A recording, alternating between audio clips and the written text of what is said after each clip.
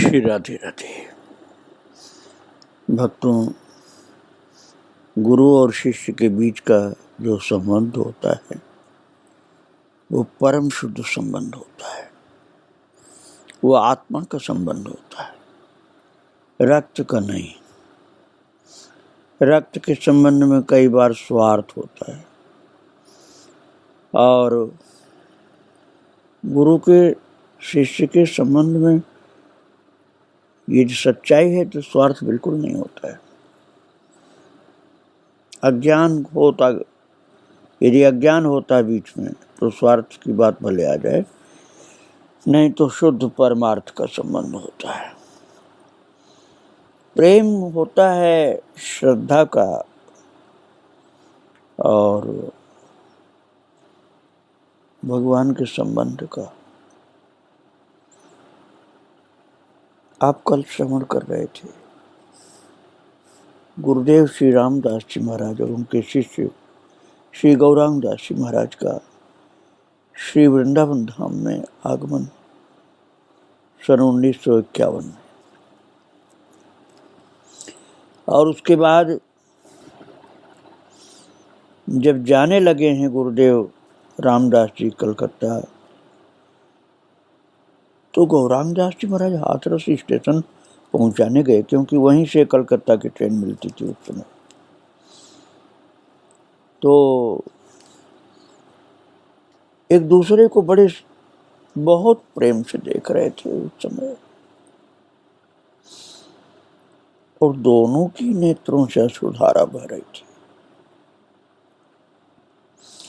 रामदास बाबा जी भी रेलगाड़ी के द्वार पर खड़े प्राणप्रिय शिष्य की ओर देख नेत्रों से अविरल आंसू प्रवाहित कर रहे थे। दोनों ही महाराज सिद्ध पुरुष थे।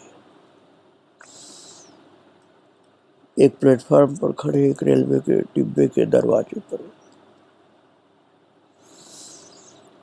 रेल के डिब्बे के दरवाजे पर गुरुदेव खड़े और प्लेटफॉर्म पर हाथ जोड़े खड़े शिष्य गौरांग दास बाबा। ऐसा लग रहा था जैसे आज एक दूसरे की विदाई कर रहे हैं। और ठीक उसी के 2 वर्ष पीछे सन 1953 में अगहन मास की कृष्ण चतुर्दशी को श्री रामदास बाबा जी महाराज कलकत्ता में अपने आश्रम में पूर्ण स्वस्थ अवस्था में रात्रि 2 बजे शैया से उठे। हाथ मुंह धो करके पूजा के आसन पर बैठे बैठे सेवक को आश्रम के सब भक्तों को जगाकर अपने निकट ले आने की आज्ञा दी। भक्तगण झटपट शैया छोड़कर विस्मित भाव से उनके निकट आ बैठे। वे बोले, मुझे ललिता दीदी बुला रही है, मैं जाऊंगा। और भक्तों, आपको शायद याद होगा, वो बड़े बाबा के शिष्य शरीर से पुरुष थे, लेकिन वो भाव में ललिता दासी, ललिता दीदी कह जाते थे, और वो अपने पुरुष शरीर को भूल चुके थे।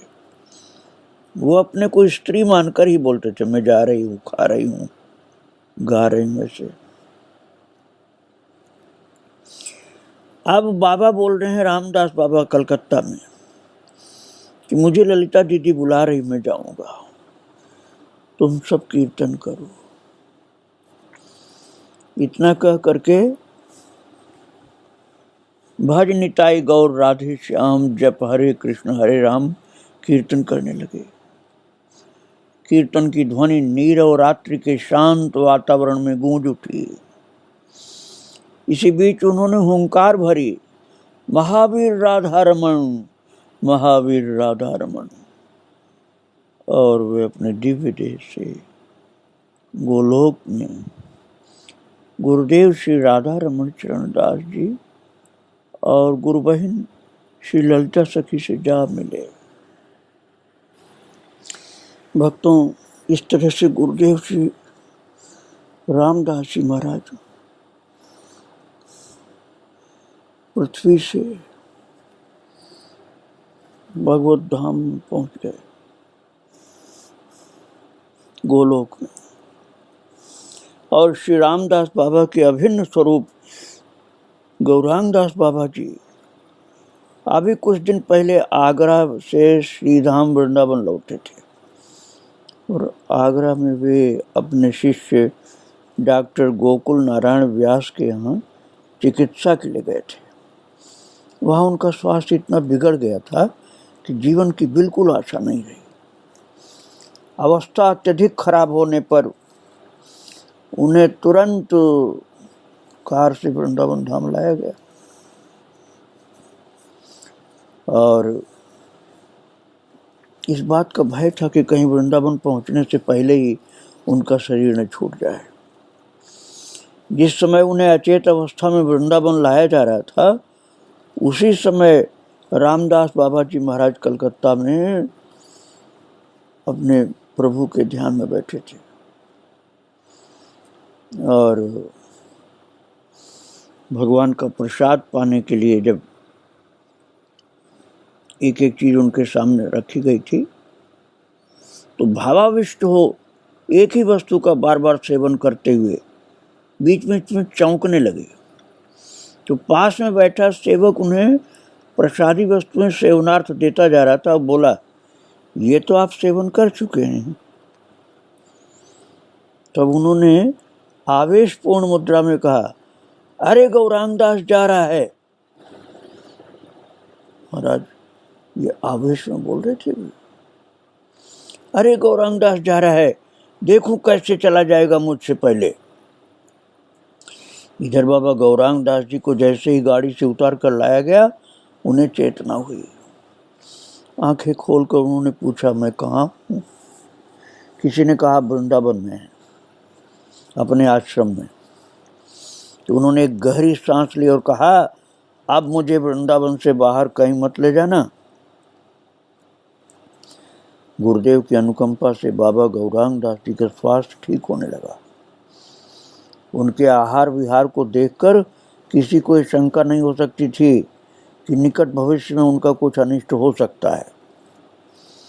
परंतु जैसे ही उन्हें गुरुदेव की तिरोभाव का संवाद मिला कि गुरुदेव तो भगवान के धाम पधार गए, बस वो मूर्छित हो गए प्रेम की अधिकता में। गौरांग दास जी गुरु के प्रति जो श्रद्धा थी, भक्ति थी, प्रीति थी, उसके कारण मूर्छित हो गए और बाह्य अवस्था को प्राप्त होते ही उन्होंने कहा, मेरा बल, विद्या, बुद्धि, भाव सब जैसे चला गया गुरुदेव के साथ। अब मैं किसके सहारे जीऊंगा? और भक्तों उसी समय उनका आहार छूट गया। वे हर समय अर्ध चेतनावस्था में गंभीर मुद्रा में रहने लगे। ये कोई आहार के लिए, भोजन के लिए उनसे कहता तो बोलते मुझे भूख नहीं है और फिर मौन हो जाते। किसी का साहस नहीं होता कि उनसे कोई आग्रह करे। भूख और प्यास तभी तक होती है ना जब तक मन और प्राण का इंद्रियों का संयोग रहता है। परंतु उनके मन और प्राण तो गुरुदेव की दिव्य स्मृति में सदा के लिए उलझ गए थे। धीरे धीरे वे बाह्य जगत में जैसे संबंध ही नहीं था उनका, भूल गए। उनका श्वास चलता रहता था और मुंह से कभी स्पष्ट और कभी अस्पष्ट शब्द निकलते थे जिनसे विदित होता था कि वे श्री गुरुदेव के साथ श्री कृष्ण लीला और गौर लीला रस का आस्वादन कर रहे हैं। ऐसी स्थिति थी महाराज गौरांग दास बाबा की। गुरु स्मृति में, भगवान की स्मृति में डूबे रहते थे और लगता था कि किसी भी समय वो शरीर को छोड़कर गुरुदेव का अनुगमन कर सकते हैं। पर यह कार्य तो स्वयं महाप्रभु ने पहले से उनके ऊपर ले रखा था। वे इसके लिए किसी शुभ मुहूर्त की प्रतीक्षा में थे। अगहन मास की शुक्ला एकादशी जो गीता जयंती होती भक्तों, उसी दिन एकादशी के और दिनों की भांति गौरांग दास जी का आश्रम भज निताई गौर राधे श्याम जप हरे कृष्ण हरे राम, ये कीर्तन हो रहा था। बाबा रामदास बाबा का कीर्तन था। भज निताई गौर राधे श्याम जप हरे कृष्ण हरे राम, ये कीर्तन बहुत मधुर ध्वनि से व्याप्त था। पर उस दिन उस मधुर ध्वनि में एक मर्मस्पर्शी खामोशी थी। सदा की भांति उस दिन शरदकालीन सूर्य की किरणें आश्रम के कोने कोने को सेंक रही थी, पर वे आश्रम में आए हुए अनेक भक्तों के हृदय में छाए हुए अंधियारे को स्पर्श नहीं कर पा रही थी। आश्रम के नीम के वृक्ष के नीचे लोगों को शोभा वही दिखलाई पड़ रही थी, नीम के वृक्ष की छाया की, पर आज उनकी शोभा उस सुंदरी के श्रृंगार जैसी लग रही थी जिसके माथे की बिंदी मिट चुकी हो, जिसे दुलारने और संभालने वाला सदा के लिए दूर हो गया हो, क्योंकि आश्रम का दीपक बुझ चुका था। आश्रम में अंधियारा करके वो जगमगा रहा था श्री राधा कृष्ण के दिव्य नवनिकुंज में। वो कुसुम जो अपने अप्राकृत सौरभ से इस पवित्र स्थली को सुवासित करता रहता था, अब नहीं था यहाँ। उसे महाप्रभु ने स्वयं अपने कर कमलों से समर्पण कर दिया था नित्यानंद स्वरूप गुरुदेव के चरणों में। जय नित्यानंद, जय श्री गुरु, जय श्री राधा रमन। भक्तों वे लोग बड़े भाग्यशाली थे जो बाबा गौरांग दास का दर्शन प्राप्त किए, उनके साथ रहे, उनका कीर्तन सुने, उनके उपदेश, कथा, प्रवचन, भागवत, भक्त भगवंत चरित्र, गौरांग दास बाबा के श्रीमुख से जिसने श्रवण किया वो बड़े भाग्यशाली थे। आकाश से पुष्प वृष्टि उनकी कथा में 2 बार हुई थी, एक बार उनके सिर पर, एक बार और अगल बगल में भी, आप पहले सुन चुके हैं। आज वे शरीर को धरती पर छोड़कर प्रभु के पास जा चुके थे।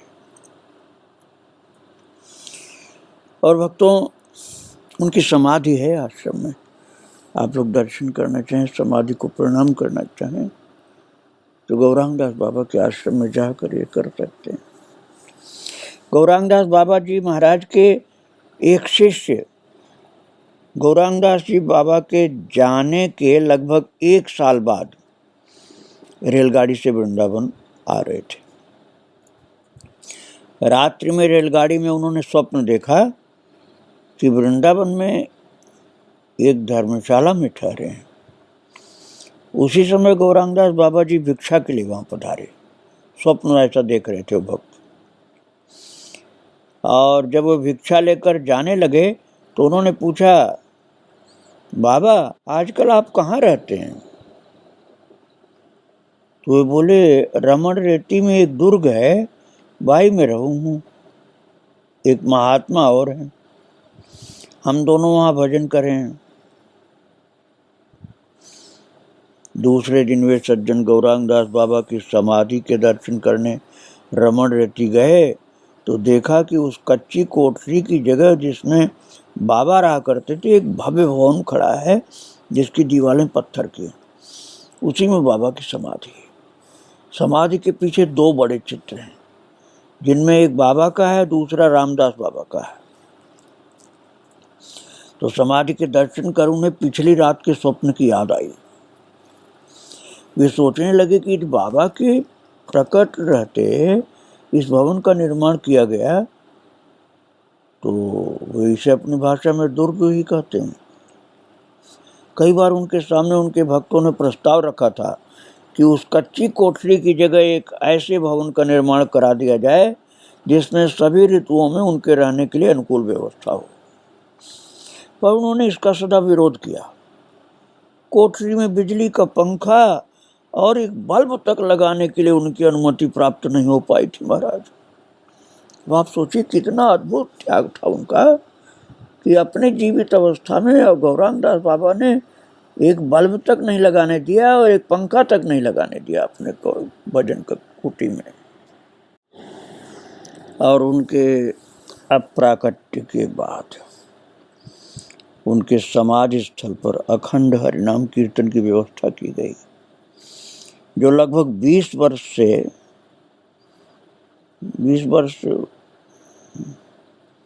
नहीं, अब तो ज़्यादा ही हो गया टाइम, चल रही है कीर्तन व्यवस्था। तो कीर्तन की व्यवस्था के साथ स्थान के रूप में विशेष परिवर्तन हुआ। कीर्तन के लिए नाट्य मंदिर और कीर्तनकारी महात्माओं के लिए निवास स्थान, रसोई घर आदि की आवश्यकता जान पड़ी। श्री गौरांग दास बाबा जी महाराज के शिष्यों ने अविलंब इन स्थानों की पूर्ति करी और इसके अतिरिक्त बाबा के सेव्य विग्रह, गिरधारी जी मंदिर और 2 अतिथि गृहों का निर्माण भी इसी स्थान के विशाल प्रांगण में करवा दिया गया।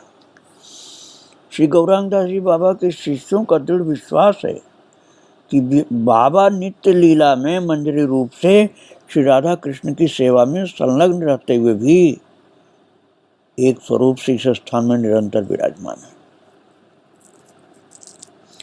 बाबा तो मंजरी के रूप के थे ना, मैं पहले आपको सुना चुका हूँ। 10 साल के आसपास की कन्या का रूप था उनका, जो राधा रानी की वेणी गुंथन करने जाते थे।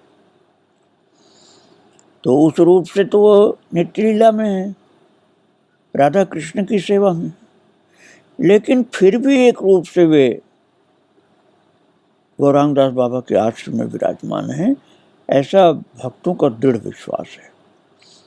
यहाँ अखंड हरिनाम संकीर्तन का आस्वादन करते हुए अपने भक्तों को निज सेवा सुख प्रदान करके उनके चिर कल्याण का विधान करते रहते हैं।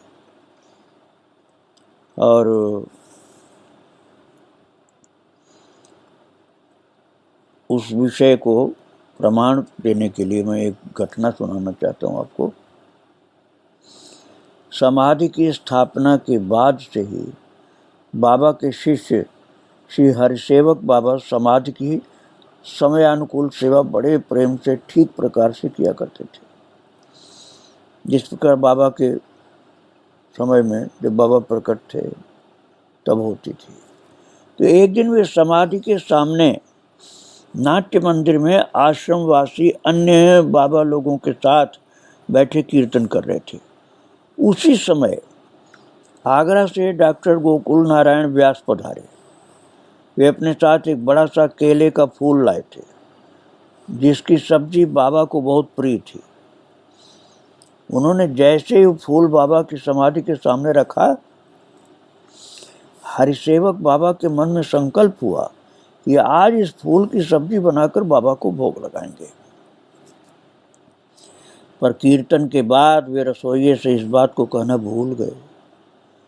बाबा को उस दिन केले के फूल की सब्जी का भोग नहीं लग सका। भक्तों, रात में हरिसेवक बाबा ने स्वप्न देखा कि बाबा उनसे कह रहे हैं, अंगीठी बाहर ले आ, मैं केले के फूल की सब्जी बनाऊंगा। हरिसेवक बाबा को अपनी भूल पर बड़ा पछतावा हुआ।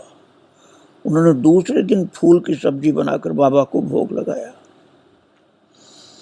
कुछ दिन बाद समाधि की सेवा का कार्य बाबा के शिष्य श्री दीन हरि बाबा जी को सौंपा गया। तब से गुरुगत प्राण श्री दीन हरि बाबा जी तन मन से बाबा की सेवा में, समाधि की सेवा में संलग्न रहे। एक दिन रात में 2 बजे के लगभग उन्होंने स्वप्न देखा कि बाबा मुंडित मस्तक, प्रफुल्ल बदन, सफेद चादर ओढ़े अपनी कुटी में विराजमान है। चारों ओर भक्तगण बैठे हैं, अपूर्व शांति छाई हुई। एकाएक बाबा का सांस बंद हो गया, गले से घर घर शब्द होने लगा, सिर लटक गया और चेतना जाती रही। सब चीख पुकार करने लगे। लोग बोलने लगे, क्या हो गया, क्या हो गया? तो दीनहरि बाबा को लगा कि बाबा का गला सूख गया है, इसलिए ऐसा हुआ। वे भाग कर रसोई घर में गए दूध लाने के लिए। लौट कर आए तो देखा कि एक भक्त किसी डॉक्टर को लेकर के आए हैं। डॉक्टर नब्ज देखकर कह रहे हैं इनका शरीर छूट गया। ये सुनकर दीनहरि बाबा शयनावस्था में चौंक कर उठकर बैठ गए। वो सो रहे थे ना, उठ के बैठ गए। आंखें खोली तो देखा कि अखंड कीर्तन वाले साधु कीर्तन करते करते सो गए हैं और हरिनाम बंद हो गया है। वे जोर से नाम कीर्तन करने लगे। उसी समय ब्रजकिशोर बाबा को पता चला कि नाम बंद हो गया है और वे चिल्लाते हुए आए, अरे नाम बंद कर दिया, और जोर से नाम कीर्तन करने लगे। जब श्री दीनहरि बाबा ने अपने स्वप्न की बात ब्रजकिशोर बाबा से कही तो बोले, नाम ही बाबा के प्राण हैं, नाम बंद हो जाने से उन्हें प्राण निकल जाने जैसा कष्ट हुआ है। इसी प्रकार भक्तों, एक बार और रात्रि में कीर्तन करने वाले भक्त कीर्तन करते करते नींद में आ गए, सो गए, कीर्तन बंद हो गया। उसी समय निकट के भागवत निवास में श्री कृपा सिंधु बाबा जी महाराज ने स्वप्न में देखा कि गौरांग दास बाबा जी महाराज उनसे आकर कह रहे हैं, मेरे आश्रम में जाकर कह दो कीर्तन बंद हो गया है। दूसरे दिन उन्होंने कीर्तन करने वाले साधुओं को आश्रम से बुलाया और पूछा, क्या कल रात 3 बजे के लगभग कीर्तन बंद हो गया था? तो महाराज ये बात सुनकर के वो लोग बहुत लजाए, आश्रम के लोग, और लज्जा के साथ स्वीकार किया कि उस समय उन लोगों को नींद आ गई थी और अपराध क्षमा के लिए प्रार्थना की। बाबा सदा की तरह आज भी समाधि स्थल पर अपनी कुटी में विराजमान रहकर केवल अखंड हरिनाम संकीर्तन का आस्वादन नहीं करते, बल्कि अपने भक्तों पर उसी प्रकार कृपा की दृष्टि वृष्टि भी करते हैं, जिस प्रकार प्रकट अवस्था में किया करते थे। कीर्तन का तो आस्वादन करते ही रहते हैं, ये भी कृपा करते हैं। एक दिन बाबा की परम कृपा पात्री वृद्धा गंगा बीबी, जिनकी प्रशंसा करते हुए बाबा कभी अघाते नहीं थे और जिन्हें वे गंगा की तरह निर्मल कहा करते थे, उनकी समाधि पर आई और जैसे ही वे दंडोत करने के लिए झुकी, उनके कान में ठीक बाबा के स्वर में आवाज आई, गंगा तू आगरे जा। उन्होंने भ्रम समझकर उस पर ध्यान नहीं दिया, पर जब वो दंडोत कर उठने लगी तो उनके कान में फिर स्पष्ट रूप से बाबा के स्वर में आवाज आई, गंगा तू आगरा जा। गंगा बीबी जो बड़े विस्मय और असमंजस में पड़ गई, उनके कुछ समझ में नहीं आया कि आगरा क्यों जाऊं, किसके पास जाऊं। और महाराज दूसरे दिन आगरा से डॉक्टर रघुनाथ सिंह बाबा की समाधि के दर्शन करने आए। दैवश गंगा बीबी से उनकी भेंट हुई। गंगा बीबी ने पूछा, आगरा में सब कुशल तो है? तो डॉक्टर रघुनाथ सिंह ने कहा कि डॉक्टर मेहता का लड़का रमेश बहुत बीमार है, वो 15-20 दिन से अस्पताल में है, पर उसकी हालत सुधर नहीं रही है। अब गंगा बीबी समझ गई कि बाबा ने आगरा जाने के लिए आदेश क्यों दिया था, और भक्तों फिर तो उसी दिन आगरा चली गई वो, और साथ में लेती गई बाबा का प्रसाद। बड़े बाबा के उत्सव के उपलक्ष्य में हुए नवरात्र कीर्तन का काजल और वैष्णव चरण रज। अस्पताल में जा करके बाबा का प्रसादी किनका रमेश के मुख में दिया और काजल और चरण रज उसके मस्तक पर लगा दिया। उसी दिन रमेश का बुखार, जो कई सप्ताह से 101 और 102 के नीचे नहीं उतरता था, नॉर्मल हो गया बुखार, तो बुखार हट गया। भक्तों, जो श्रद्धावान होते हैं उनके ऊपर इन चीज़ों का बहुत जबरदस्त असर होता है। संत चरण रज, भागवत प्रसाद और